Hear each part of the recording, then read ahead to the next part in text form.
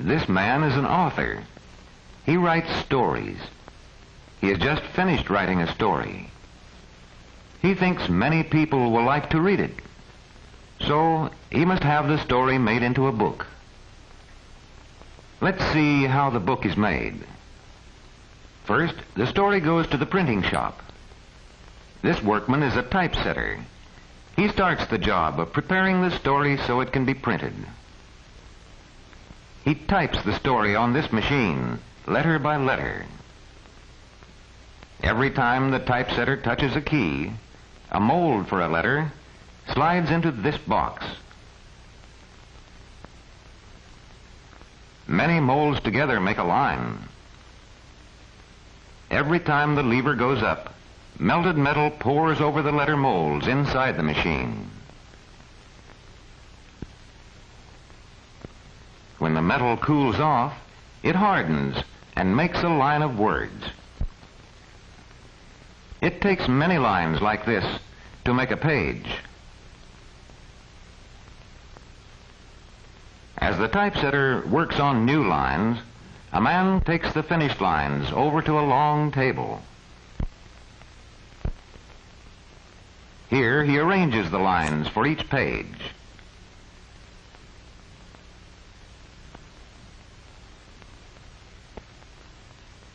This page is to have a picture. The picture takes up the space of many lines. The composer then goes to the next page. With a piece of wood, the composer marks the end of each page. When many pages like this are ready, a workman takes them to another part of the printing shop. Then this workman takes the lines of type for many pages and fits them into a metal frame. He must be careful not to mix them up.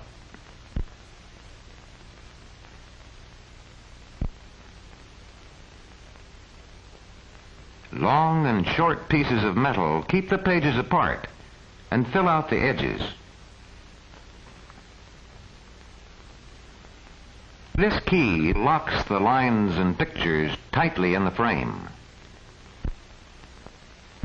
He locks them on all sides. Then he evens all the lines so that none of them will stick up. Then all is locked still tighter so that the lines and pages won't come apart. But the words and lines of type are of soft metal. They would soon wear out in printing. In this shop, they are made into copper. Copper is hard. Let's watch how this is done. This operator covers the lines and pages with a plate of wax. Then he pushes it into the press. Down goes the press, and out comes the wax plate with all the pictures and letters pressed into the soft wax.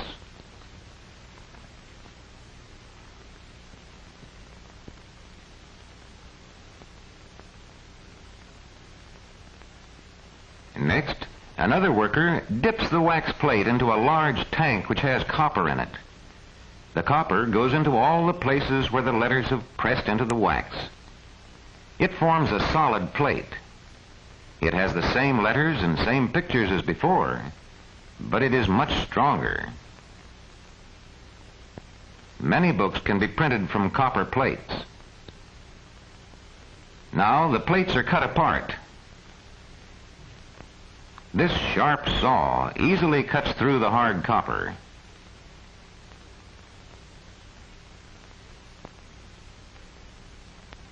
Each of these small plates has the words and pictures for just one page of the book. Next, the plates go over to the printing press.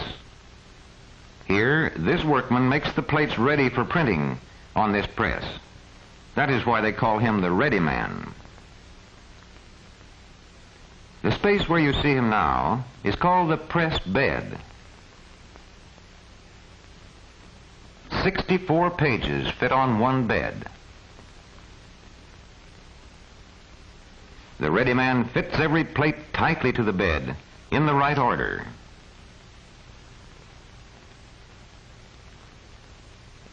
There are two beds on this press, one for each side of the paper.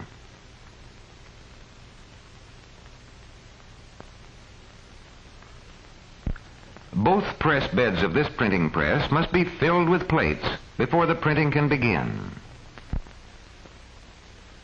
Now, one push of a button and the big press starts. The paper travels around the drums.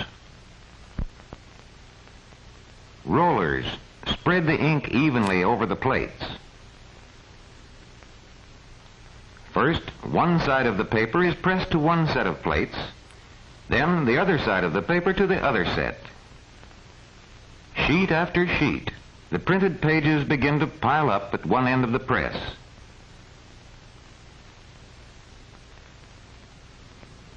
This workman now examines the sheets to see if they are nicely and clearly printed.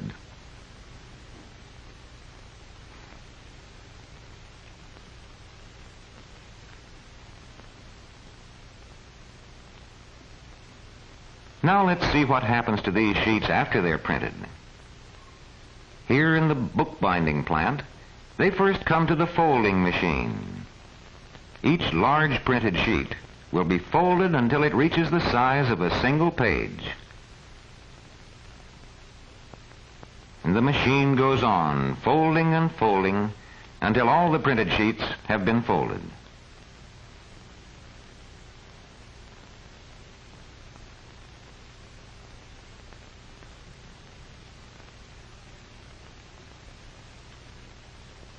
This man checks the folders to make sure that the pages follow each other in the right order.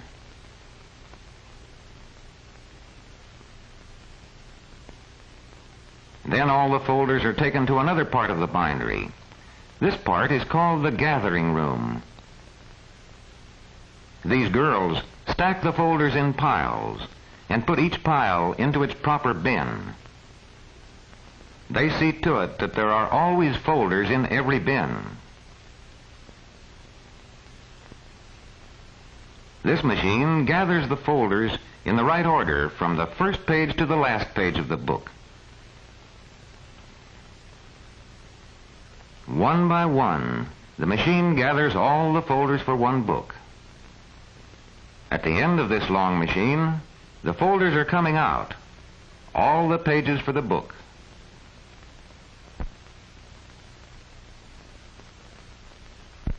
Here, other girls take the assembled folders to other machines.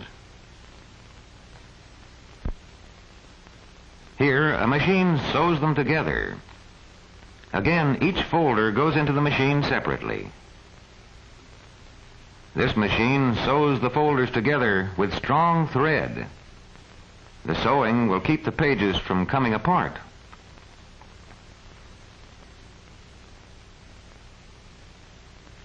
After the books have been sewed, they go on to the trimming shop. This machine trims the pages to just the right size with 3 sharp knives. First with one knife for the long side of the book, then with 2 knives for the 2 short sides.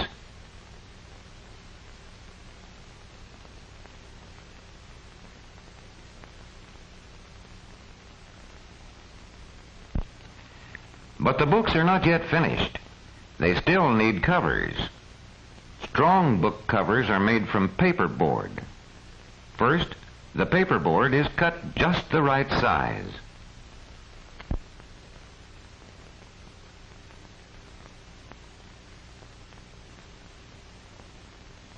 Next, cloth from this roll is glued over the paperboard.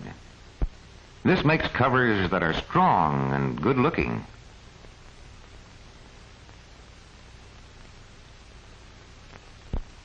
At last, the name of the book is stamped on the cover in shining gold letters.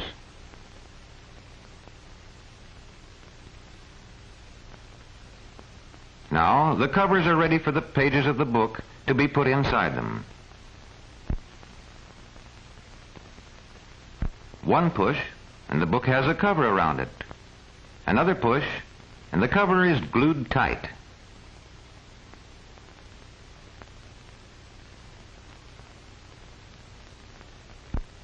Here they go, all finished and ready for shipping to all parts of the world. The story has been made into a book for readers everywhere.